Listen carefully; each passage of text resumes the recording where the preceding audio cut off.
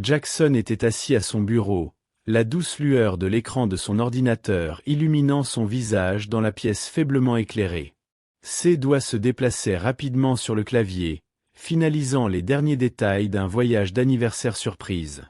Chaque touche était remplie d'un mélange d'anticipation et d'espoir, des émotions qui s'étaient faites rares dans sa vie ces derniers temps. Il se pencha en arrière, un sourire satisfait se dessinant sur son visage, tandis qu'il imaginait la réaction de Lillian à ses plans soigneusement élaborés. Des années de mariage avaient apporté avec elles une routine confortable, mais aussi une distance que Jackson ne pouvait plus ignorer. L'étincelle, la passion qui brûlait autrefois si forte entre eux lui manquait. Ce voyage, espérait-il, raviverait cette flamme. Il voulait montrer à Lillian à quel point elle comptait encore pour lui, à quel point son amour pour elle était profond. « Clara, peux-tu venir ici un moment ?» appela Jackson, sa voix résonnant légèrement dans le bureau spacieux. La porte s'ouvrit en grinçant, et Clara, son assistante efficace et toujours fiable, entra. Son professionnalisme était évident dans chacun de ses mouvements, de la façon dont elle tenait son bloc-notes au regard attentif qu'elle avait dans les yeux. « Oui, monsieur Rivera ?»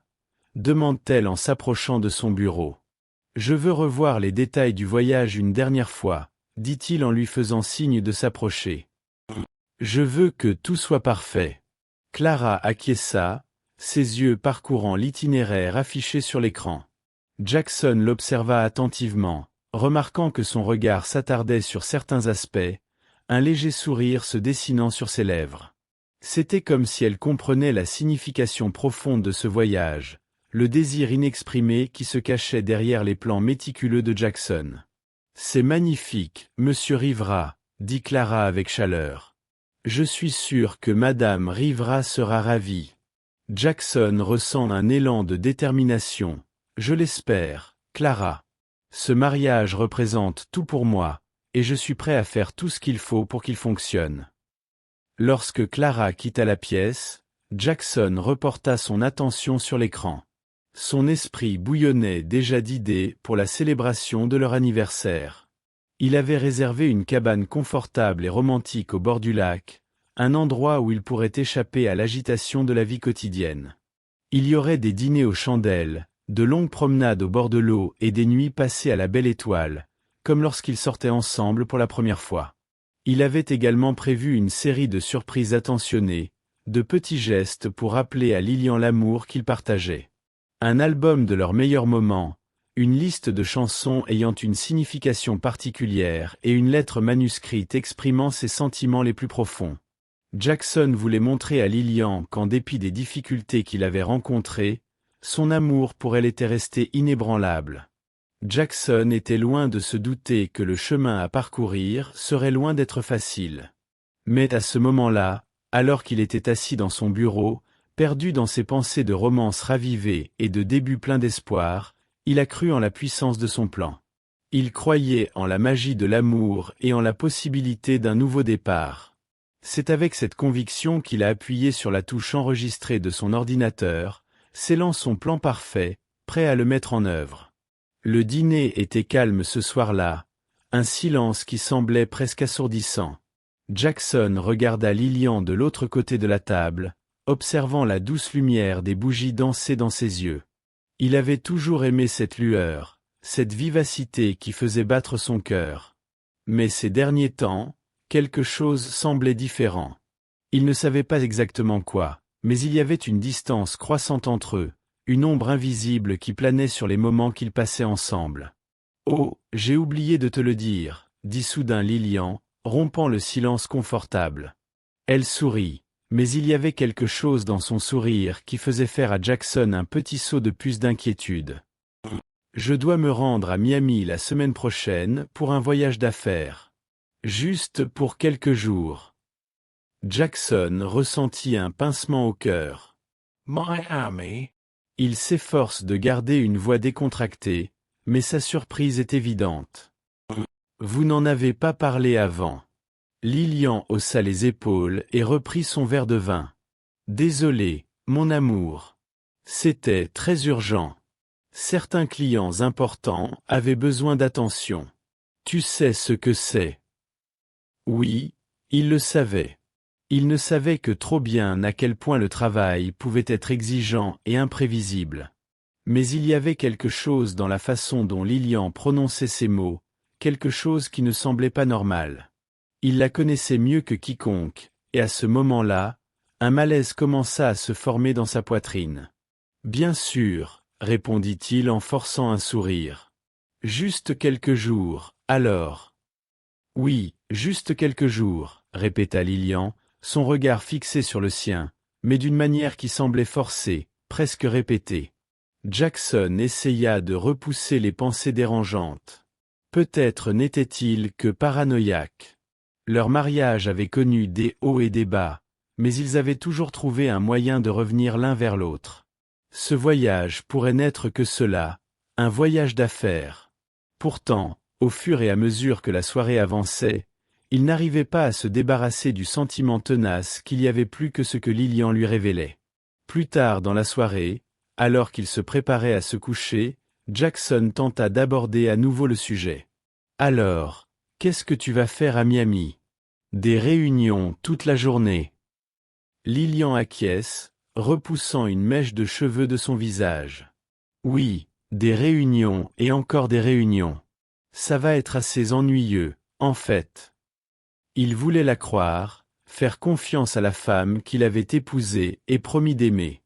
Mais la voix persistante au fond de son esprit ne le laissait pas tranquille, murmurant des doutes et des soupçons qu'il ne pouvait ignorer. Lorsque Lilian s'endormit enfin, Jackson resta éveillé, fixant le plafond sombre. Le sentiment de méfiance était comme une pierre dans son estomac. Il savait qu'il devait faire confiance à sa femme, mais quelque chose ne tournait pas rond. Et ce sentiment, ce malaise, ne le quitterait pas si facilement. Jackson était assis dans son bureau, les mains jointes autour d'une tasse de café froid. Le sentiment de méfiance était devenu une présence constante, une ombre qui ne le quittait pas. Il savait qu'il avait besoin de réponses, mais il ne savait pas par où commencer. L'idée d'affronter directement Lilian le rendait nerveux, craignant les conséquences possibles. Et s'il avait tort? Et si tout cela n'était qu'une paranoïa infondée? La porte du bureau s'ouvrit et Clara entra, toujours efficace, toujours professionnelle. « Vous avez appelé, monsieur Rivera. »« Oui, Clara, je vous en prie, entrez. » Jackson lui indique une chaise en face d'elle. « J'ai besoin de votre aide pour quelque chose de délicat. » Clara s'assoit, une expression inquiète traverse son visage. « Bien sûr, que puis-je faire pour vous ?» Jackson inspira profondément, essayant de mettre de l'ordre dans ses pensées. C'est à propos de Lilian. Elle a parlé de ce voyage d'affaires à Miami, mais quelque chose ne semble pas normal. Je ne veux pas l'accuser de quoi que ce soit sans preuve, mais j'ai besoin de connaître la vérité. Avant de continuer l'histoire, assurez-vous d'être abonné à la chaîne, car les prochaines histoires seront encore meilleures. Retour à l'histoire. Clara écoutait attentivement, le regard ferme et compréhensif. Clara écoutait attentivement, le regard ferme et compréhensif. Que voulez-vous que je fasse? Tout d'abord, nous avons besoin de quelqu'un qui puisse enquêter discrètement. Quelqu'un en qui nous pouvons avoir confiance pour aller au fond de cette histoire. Jackson se pencha en avant, l'air grave. J'ai pensé à John. Vous vous souvenez de lui, mon ami de l'école? Il est détective privé maintenant. Clara acquiesce. Oui, je me souviens de lui. Il a l'air d'être la bonne personne pour ça. Très bien. Jackson décrocha son téléphone et composa le numéro de John, ressentant un mélange de soulagement et d'anxiété en attendant que l'on réponde à son appel. Lorsque la voix familière de John répondit à l'autre bout du fil, Jackson expliqua la situation, en essayant de garder une voix stable. « Je comprends, Jackson, » dit John après avoir tout entendu. « Je vais t'aider à découvrir la vérité. Je vais commencer tout de suite. » 2 jours plus tard, John se présente au bureau de Jackson, solide et rassurant. « Ok, Jackson, voici ce que j'ai jusqu'à présent. Il étale une série de documents et de photos sur la table. Voici les enregistrements des vols de Lilian, les réservations d'hôtels et quelques photos que j'ai prises. Jackson regarde les documents, le cœur battant la chamade. Il voit les photos de Lilian arrivant à l'hôtel, parlant à un homme qu'il reconnaît vaguement. Il demande qui c'est, en montrant la photo. Tyler Norton, dit John. C'est un collègue de travail de Lilian. Ils semblent être très proches. L'esprit de Jackson s'emballe à cette révélation. Les soupçons qu'il avait tenté de refouler commençaient à se confirmer. Il sent monter en lui un mélange de colère et de tristesse. « Merci, John, dit-il, la voix tendue. Continuez à enquêter. J'ai besoin de plus de preuves avant de pouvoir agir. » John acquiesça, ses yeux montrant une détermination tranquille. « Je vais continuer à enquêter, et je vous tiendrai au courant. » Après le départ de John, Jackson s'appuya sur sa chaise, épuisé. Clara s'approcha, posant une main réconfortante sur son épaule. « Nous nous en sortirons, monsieur Rivera. Nous découvrirons la vérité, quoi qu'il en coûte. » Jackson regarde Clara, reconnaissant de son soutien. Il savait que la route serait difficile, mais avec Clara et John à ses côtés, il se sentait un peu mieux préparé à affronter ce qui se présenterait. Jackson était assis dans son bureau, essayant de se concentrer sur son travail, mais son esprit était ailleurs. Il savait que John enquêtait sur le voyage de Lilian, et était impatient d'obtenir des réponses. Le temps semblait s'éterniser pendant qu'il attendait. Enfin, la sonnerie de l'interphone retentit. « Monsieur Rivera, John est ici pour vous voir, » dit Clara. « Faites-le entrer, » répondit Jackson, sentant un nœud se former dans son estomac. John entre dans le bureau, l'air grave. Il portait une volumineuse mallette qu'il déposa soigneusement sur le bureau de Jackson. « J'ai apporté les preuves que vous avez demandées, » dit John, la voix ferme mais pleine d'empathie. Jackson déglutit. « Qu'avez-vous découvert ?» John ouvrit le dossier, et commença à sortir une série de photos et de documents. Ce sont les réservations d'hôtels et les vols de Lilian. Ils correspondent exactement à l'agenda de Tyler Norton. Voici des photos d'eux ensemble à Miami. Jackson regarda les photos, son cœur battant la chamade. Sur l'une d'elles, Lilian et Tyler entrent dans le même hôtel. Sur une autre, ils se tiennent par la main et marchent sur la plage. Mais la pire de toutes était une photo où ils s'embrassaient dans un café. Jackson a l'impression que le sol se dérobe sous ses pieds. Ces photos ont été prises à des jours différents, poursuit John. Il est clair qu'ils ont passé beaucoup de temps ensemble. Jackson ferma les yeux un instant, essayant de tout assimiler. La colère et la douleur se mêlaient en lui, formant un maelstrom d'émotions. « Elle me trompe, » murmura-t-il, plus à lui-même qu'à John. « Malheureusement, oui, » répond John. Et voici les enregistrements des appels et des messages entre eux. Il est clair que leur relation dépasse le cadre professionnel. Jackson prend les documents et lit les messages échangés entre Lilian et Tyler. Il s'agissait de messages affectueux, intimes, pleins de promesses de rencontres futures. Chaque mot est comme un coup de poignard dans le cœur. « Merci, John, » dit Jackson, la voix tremblante d'une émotion contenue. « Vous avez fait du bon travail. J'avais besoin de connaître la vérité, aussi douloureuse soit-elle. » John acquiesce, le regard plein de compréhension. « Je suis là pour tout ce dont tu as besoin, Jackson. Ne l'oublie pas. » Après le départ de John, Jackson resta seul dans son bureau, fixant les preuves de la trahison de Lilian. La femme qu'il aimait, qu'il avait promis d'aimer et de protéger, trahissait sa confiance de la manière la plus cruelle qui soit. Clara entre doucement, se rendant compte de la tension qui règne dans l'air. « Vous allez bien, monsieur Rivera ?» Jackson la regarde, les yeux pleins de douleur. « Je vais bien, Clara.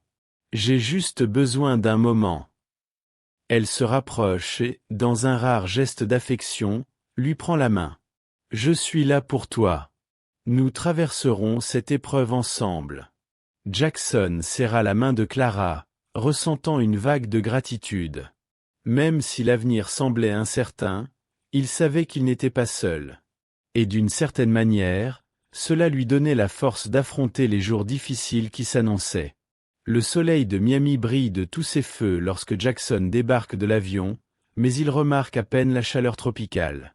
Son cœur était lourd d'un mélange de colère et de détermination. Il avait soigneusement planifié chaque étape, depuis le moment où il avait quitté son bureau jusqu'à l'inévitable moment où il affronterait Lillian et Tyler.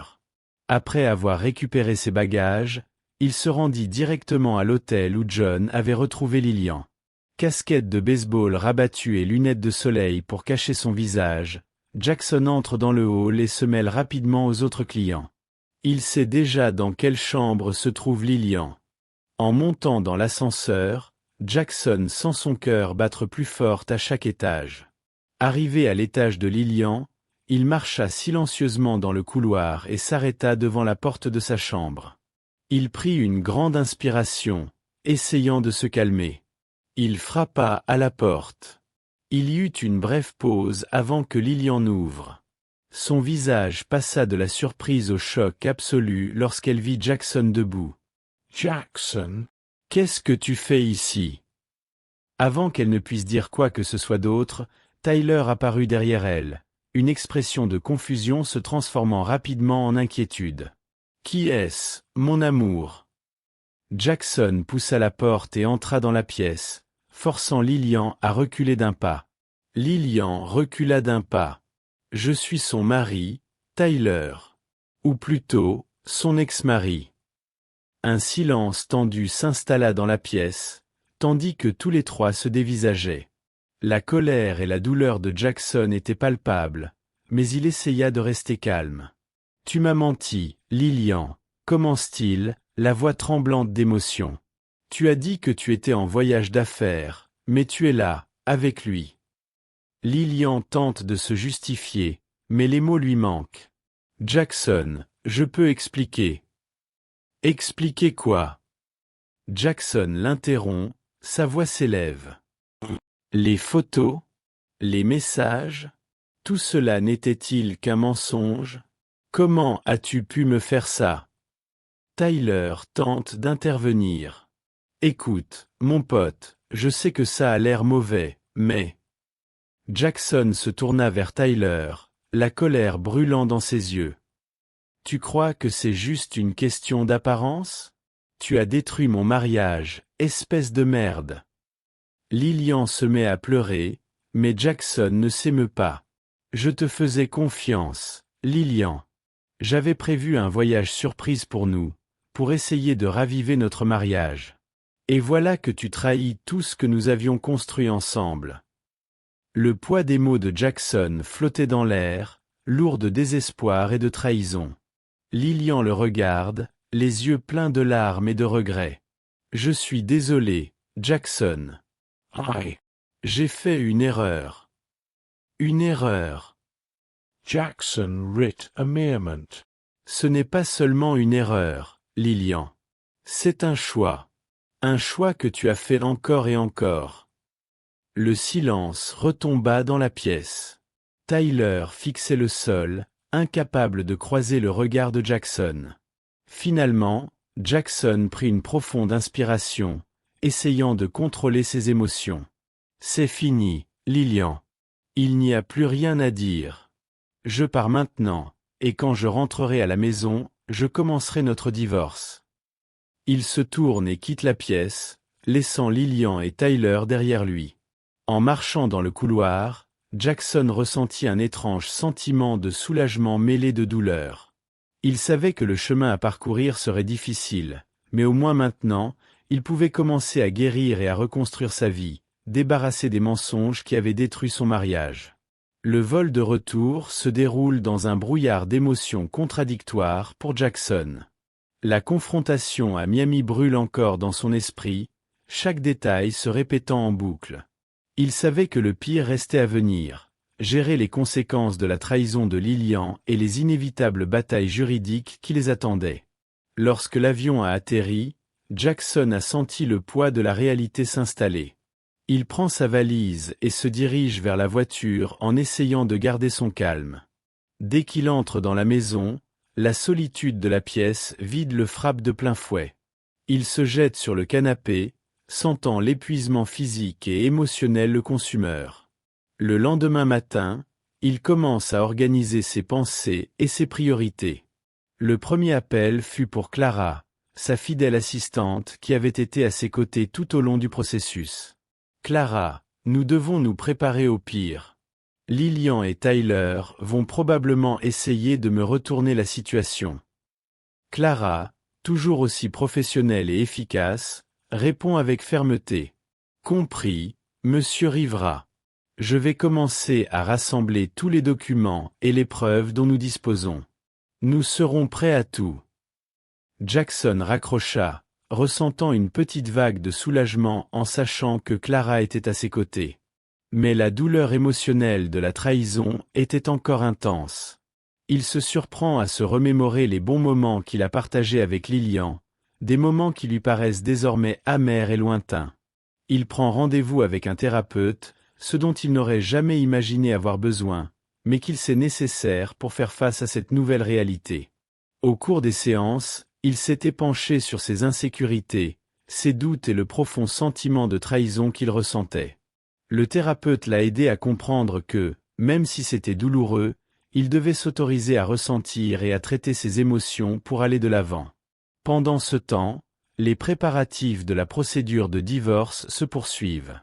Clara, toujours aussi méticuleuse, a organisé tous les documents, les enregistrements de communication et toutes les preuves qui pourraient être utiles. Jackson savait que la route ne serait pas facile, mais il était déterminé à se battre pour ses droits et la vérité.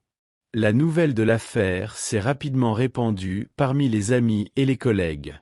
Certains lui apportent leur soutien, d'autres le regardent avec pitié, mais Jackson tient bon. Il sait que sa réputation est en jeu, tant sur le plan personnel que professionnel. Chaque pas qu'il fait, chaque décision qu'il prend, c'est dans l'intention de protéger son avenir et de reconstruire sa vie. Un soir, alors qu'il passait en revue les documents juridiques, Jackson a reçu un appel de John, le détective privé. « Jackson, je voulais juste te faire savoir que je serai disponible pour témoigner si nécessaire. J'ai toutes les preuves bien documentées. » « Merci, John. J'apprécie tout ce que vous avez fait pour moi, » répond Jackson, ressentant une pointe de gratitude au milieu du tourbillon d'émotions. Les jours se sont transformés en semaines, et bien que la douleur de la trahison soit encore vive, Jackson a commencé à entrevoir une lueur d'espoir. Il sait que la route sera longue, mais chaque pas fait un pas vers la guérison. Un matin froid, Clara entre dans le bureau avec une pile de documents. « Nous sommes prêts, Monsieur Rivera. Je suis sûr que nous allons nous en sortir ensemble. » Jackson la regarde, ressentant un mélange de soulagement et de détermination. « Merci, Clara.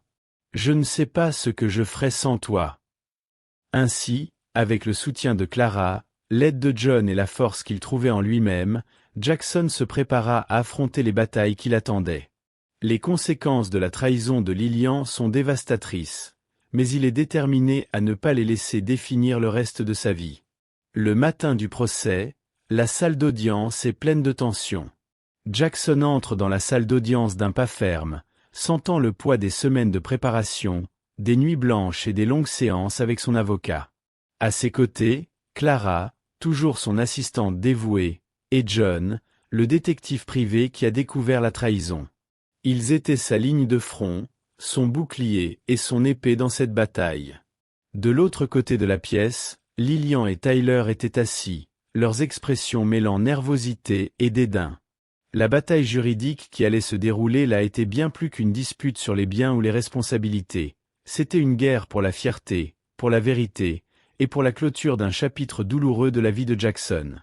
L'avocat de Jackson a commencé par une déclaration liminaire percutante, soulignant la trahison de Lillian et l'abus de confiance qu'elle représentait. « Mesdames et messieurs les jurés, aujourd'hui, il ne s'agit pas seulement d'un mariage brisé.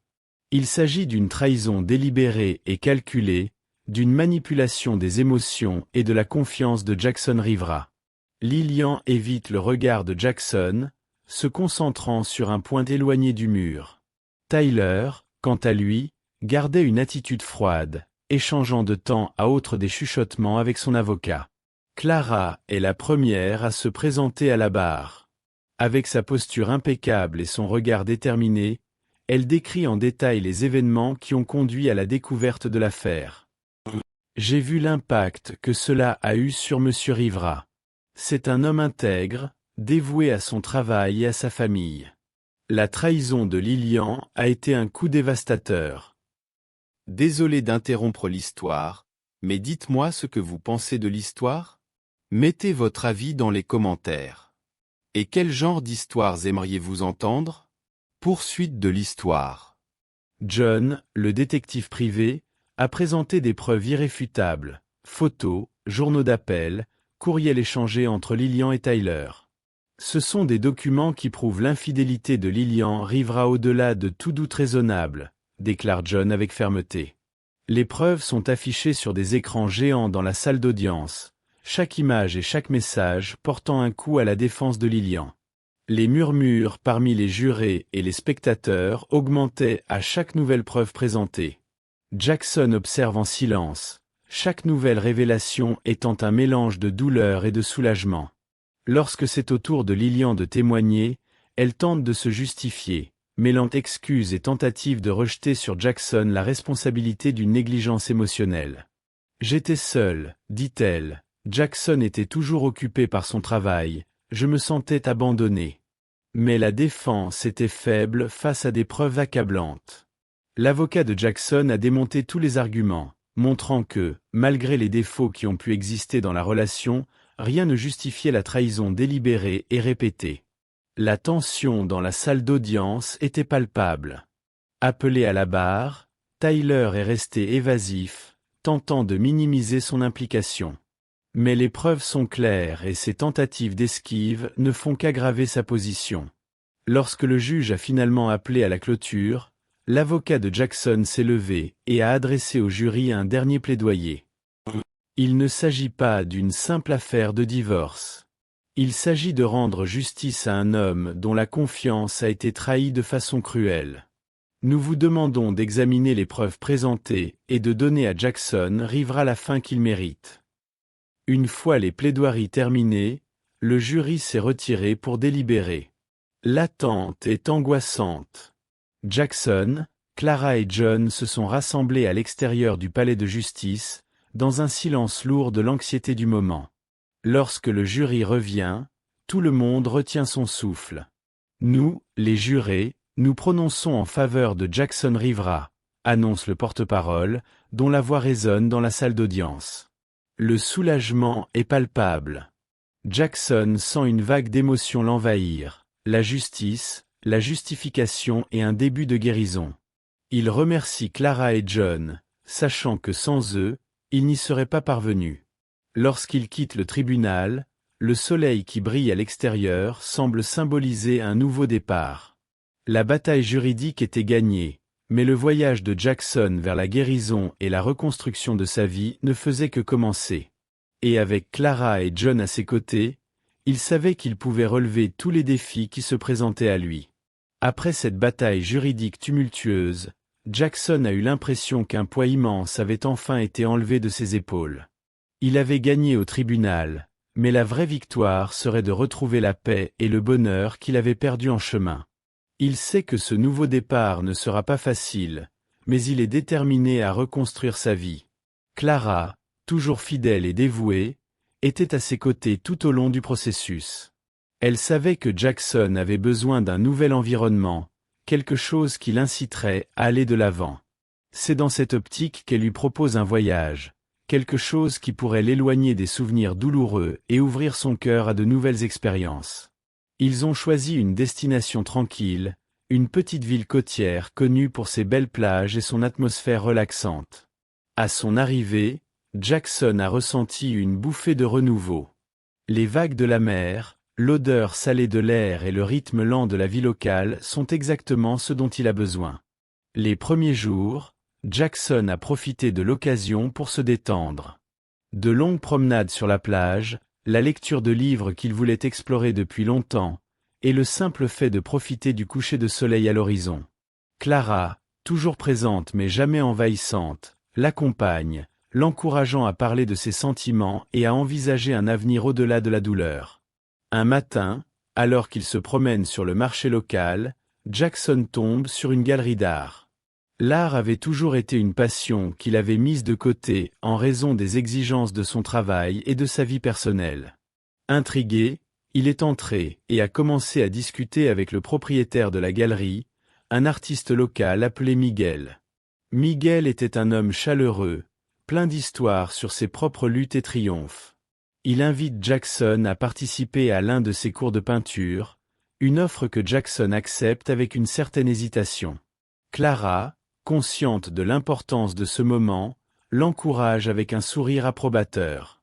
Lors du premier cours, Jackson se sent un peu perdu, mais en même temps, il trouve un espace sûr pour exprimer ses émotions. La toile blanche était le reflet de sa nouvelle vie, pleine de possibilités et d'incertitudes.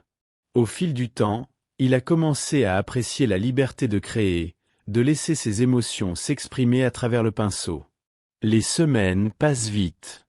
Jackson et Clara se sont fait de nouveaux amis dans la petite communauté, des gens qui, sans connaître toute son histoire, l'ont accepté et soutenu.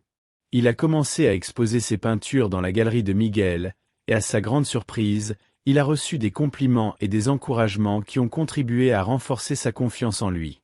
Un jour, en regardant ses œuvres exposées dans la galerie, Jackson s'est rendu compte d'une chose importante.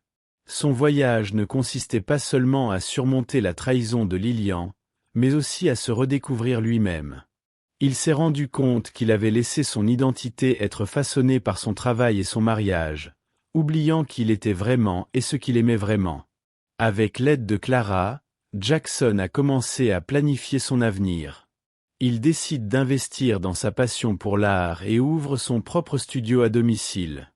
Il a également commencé à travailler sur des projets de conseil, mettant à profit sa vaste expérience pour aider les petites entreprises locales à se développer et à prospérer. Clara, réalisant à quel point Jackson était en train de changer, s'est sentie fière et heureuse de faire partie de ce voyage. Sa loyauté et son amitié inébranlable avaient été un pilier pour lui. Et au milieu du renouveau de Jackson, une connexion plus profonde émergeait également entre eux. Dans cette petite ville côtière, Jackson a trouvé plus qu'un nouveau départ. Il s'est retrouvé lui-même, a redécouvert ses passions et a appris à apprécier les personnes qui comptaient vraiment dans sa vie. Et avec Clara à ses côtés, il savait que l'avenir, bien qu'incertain, serait plein de possibilités et surtout d'espoir. Jackson, déterminé à rendre justice à ce qui s'est passé, trouve le courage de confronter Lillian et Tyler aux preuves irréfutables qu'il a obtenues. Il décide de partager ses preuves non seulement avec son avocat, mais aussi avec la femme de Tyler, afin de s'assurer que toutes les conséquences seront tirées. En pleine tourmente émotionnelle, Jackson cherche à tourner la page, non seulement pour lui-même, mais aussi pour toutes les personnes impliquées. Lillian et Tyler sont choqués par la révélation des preuves. Pour Lillian, la culpabilité et les regrets commencent à s'installer, tandis que Tyler, confronté aux conséquences dévastatrices de ses actes, tente désespérément de remédier à la situation.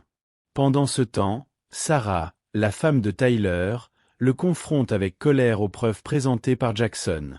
Dévastée par cette trahison, elle décide de prendre ses propres mesures pour faire face à la situation.